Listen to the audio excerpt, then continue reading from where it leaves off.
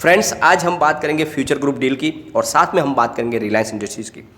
कल का दिन फ्यूचर ग्रुप के लिए सबसे बुरा दिन निकला और जैसा निर्णय आया चौंकाने वाला, किसी ने ऐसी कल्पना भी नहीं की थी और उसकी वजह से बहुत ज़्यादा लॉस हो गया है शेयर होल्डर को। भयंकर गिरावट हो रही है सभी शेयरों के अंदर। फ्यूचर ग्रुप के सारे शेयर धराशायी हो चुके और अब ये मामला कहाँ तक जाएगा और ये पूरा का पूरा मामला ऐसा क्यों बना, सारी की सारी जो जानकारी है इस वीडियो के माध्यम से हम डिस्कस करने की कोशिश करेंगे और इसके क्या नतीजे निकल सकते हैं। और एक तरफ जब मामला सुप्रीम कोर्ट में पहुंच चुका है तो ऐसे समय में दिल्ली हाई कोर्ट को इतना सख्त निर्णय देने की जरूरत कहाँ पड़ी थी, तो सारी की सारी जानकारी हम इस वीडियो के माध्यम से डिस्कस करेंगे। और साथ में फ्रेंड्स, आज बाजार में ज़बरदस्त गिरावट हुई थी लेकिन वो रिकवर हो चुकी है और अब बाजार फिर से पॉजिटिव माहौल पे आने लगा है और इसकी वजह से रिलायंस इंडस्ट्री के शेयर में भी ज़बरदस्त बाउंस बैक हो चुका है फ्रेंड। तो कहाँ तक जा सकता है रिलायंस का शेयर, क्या इस लेवल पे खरीदारी करनी चाहिए या बाजार में अभी भी गिरावट का दौर जारी रहेगा, जानेंगे इस वीडियो के माध्यम से। लेकिन फ्रेंड, उससे पहले अगर आप पहली बार हमारे चैनल पे आए तो चैनल को सब्सक्राइब कर दीजिए, बेल आइकॉन दबा दीजिए। चलो फ्रेंड्स, वीडियो स्टार्ट करते हैं। मैं हूँ आपका दोस्त एसबी दवे और हमारे अपने चैनल ऑनलाइन कमाई में आपका बहुत बहुत स्वागत है।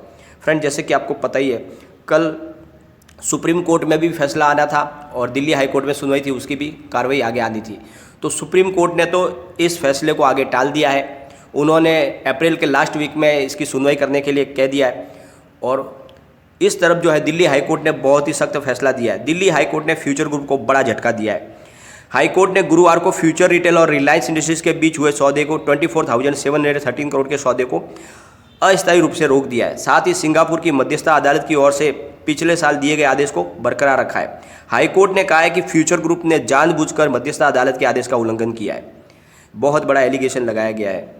अमेजन की याचिका पर दिल्ली हाईकोर्ट ने यह निर्देश दिया।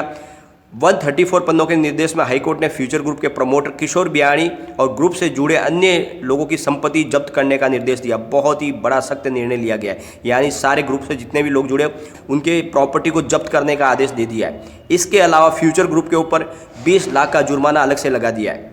अमेजन की याचिका पर सिंगापुर की मध्यस्थता अदालत ने 25 अक्टूबर 2020 को फ्यूचर रिटेल को रिलायंस रिटेल के साथ सौदे पर आगे न बढ़ने का आदेश दिया था। हाईकोर्ट ने किशोर बियाणी और अन्य 8 लोगों को 28 अप्रैल से पहले कोर्ट में पेश होने का निर्देश दिया है, यानी उनको एक मुजरिमों की तरह ट्रीट किया जा रहा है।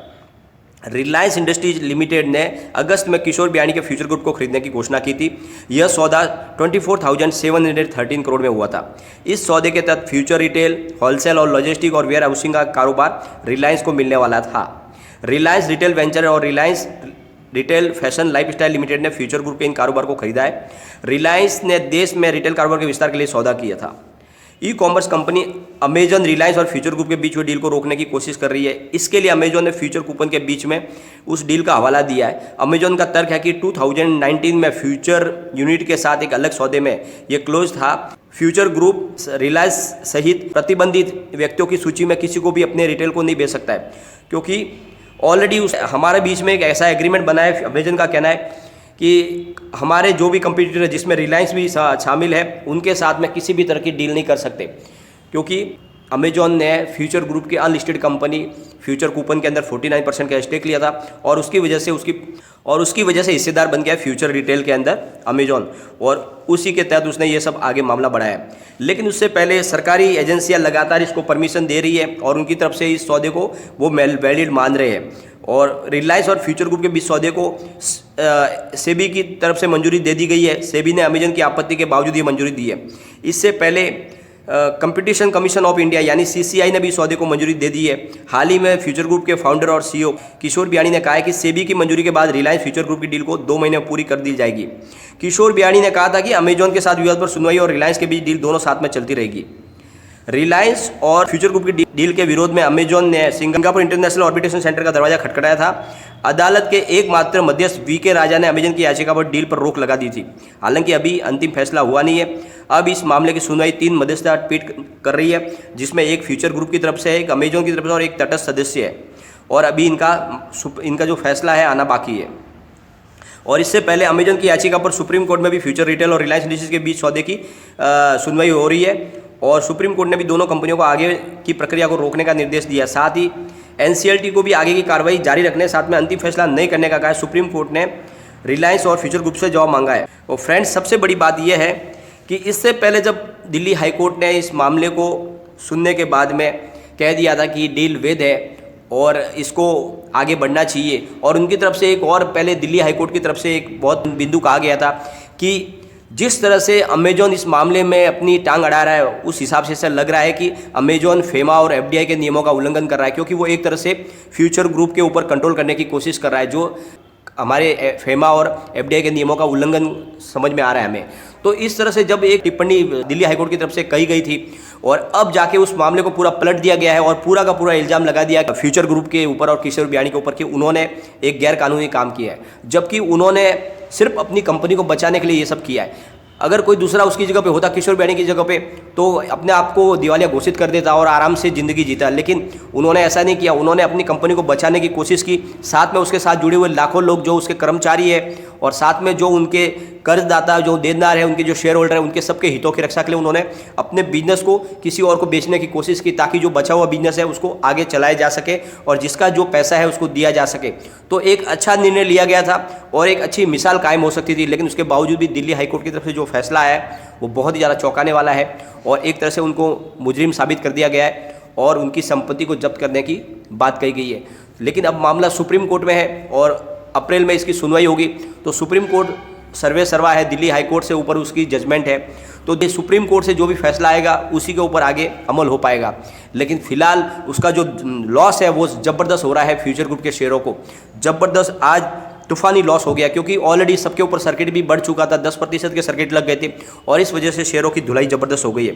तो अभी सुबह का टाइम है, फ्यूचर रिटेल 55.90 पर करीब 10% लोअर सर्किट पर आ गया है, यानी गिरते गिरते 55 रुपये पे आ चुका है future retail. Future supply chain की बात करें तो फ्रेंड्स 79.95 पर 5% का लोअर सर्किट लगा है। फ्यूचर लाइफ स्टाइल में 64.60 की प्राइस हो चुकी है, 10% का लोअर सर्किट लग गया है। फ्यूचर कंज्यूमर में 6.40 की प्राइस पर 10% का लोअर सर्किट लग चुका है। और फ्रेंड्स फ्यूचर इंटरप्राइज में 8.60 पर 10% का लोअर सर्किट लग चुका है। जब बीच में थोड़ी सी रिकवरी की संभावना बनी, जब पॉजिटिव न्यूज आई थी, उसके बाद से फिर प्राइस आधी हो चुकी है, यानी बहुत ही ज़बरदस्त धुलाई हो चुकी है शेयरों की। तो उसके बाद में जितना ये फैसला डिले होते जाएगा, शेयरों में लॉस होते जाएगा और सबसे ज़्यादा जो लॉस हो रहा है वो शेयर होल्डर का हो रहा है। और पता नहीं ये क्यों मामला आगे बढ़ रहा है, लेकिन जो भी हो रहा है ये सबके लिए बहुत ही बुरी खबर है और इस बुरी खबर की वजह से आज बहुत ज़्यादा लॉस हो चुका है। और अब ये सुनवाई अप्रैल के लास्ट वीक में होगी, यानी पूरा अप्रैल महीना है और अभी मार्च, यानी कम से कम 1 महीना और हमें इसका वेट करना होगा, तब तक पता नहीं शेयरों की और क्या हालत होगी। तो बहुत ज़्यादा लॉस होने वाला है सबको। और फ्रेंड्स अब जरा हम रिलायंस इंडस्ट्रीज़ की बात कर लेते हैं। आज रिलायंस इंडस्ट्री के स्टॉक में ज़बरदस्त बाउंस बैक हुआ है, क्योंकि आज बाजार में भयंकर गिरावट थी सुबह, लेकिन फिर बाजार धीरे धीरे रिकवर होने लगा है अभी और लगभग फ्लैट लेवल पे आ चुका है और यहाँ से लगता है पॉजिटिव मोमेंट शुरू हो जाएगा। और इसी वजह से रिलायंस के शेयर में भी शानदार तेजी बनी और इसने फिर से 2000 के स्तर को छू लिया है। तो आज रिलायंस इंडस्ट्री का स्टॉक 1991 पर ओपन हुआ, इसने हाई बनाई 2013 की और ये लो में चला गया 1982 के और अभी ये ट्रेड कर रहा है 2004 पर, करीब 0.22% डाउन पर, यानी बहुत जल्दी ये आगे बढ़ सकता है और यहाँ से तेज़ी का संभावना बन रही है। और रिलायंस इंडस्ट्रीज में आपको 2000 के आसपास खरीदारी करनी चाहिए, क्योंकि बहुत सारे रिसर्च एनालिस्ट लगातार बोल रहे हैं कि आपको रिलायंस में खरीदारी करनी चाहिए इस लेवल पर। बाजार भले कितना भी गिरे, कितनी भी गिरावट आए, तो इसमें ज़्यादा गिरावट की संभावना नहीं बन रही है, क्योंकि ऑलरेडी ये अंडर परफॉर्मेंस स्टॉक है। पिछले 3-4 महीनों में इसने बिल्कुल तेज़ी नहीं बताई है और संजीव भसीन का भी कहना है कि इसमें आपको खरीदारी करनी चाहिए। साथ में मॉर्गन स्टैनली और बहुत सारी जो रिसर्च एनालिस्ट है उन सबका कहना है कि आपको रिलायंस इंडस्ट्रीज में खरीदारी करनी चाहिए। तो इस लेवल पे आपको खरीदारी करनी चाहिए और बहुत जल्दी इसका जो टारगेट दिया जा रहा है कि 2900 तक ये जा सकता है। आपको सेफ साइड इन्वेस्टमेंट के तरीके से इस समय जब बाजार की दिशा ज्ञान नहीं हो रही है, हमें दोनों तरफ की लेंथ चल रही है, तो आपको रिलायंस में निवेश करना ही चाहिए। लेकिन फ्रेंड, कोई भी इन्वेस्टमेंट करने से पहले अपने फाइनेंस एडवाइजर से एक बार एडवाइजर ले ले या अपना खुद का रिसर्च करें, क्योंकि मैंने वीडियो आपके एजुकेशनल पर्पज के लिए ही बनाया। वीडियो पसंद आए तो लाइक शेयर जरूर कीजिए और चैनल को सब्सक्राइब कर दीजिए। Thank you.